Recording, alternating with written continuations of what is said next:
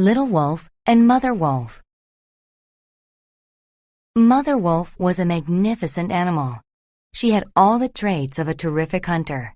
She was very strong and fast. She knew how to hide and how to seize prey. Mother Wolf was the forest's supreme creature. Her skills were evident to all the other animals. Mother Wolf lived in a den beneath a tree with her cub, Little Wolf. At dawn, Little Wolf and Mother Wolf were eating breakfast. Little Wolf looked sad. Mother Wolf said, "What is wrong, my cub?" Little Wolf said, "I want to be big like you. You can run and leap better than anyone. You can howl so loudly. Being big is a necessity, and I am so small."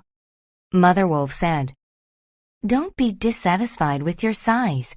Being small can be very helpful sometimes."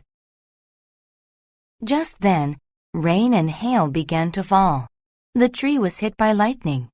It fell on the wolf's den. Little Wolf was scared. The wolves knew that escaping the den was vital.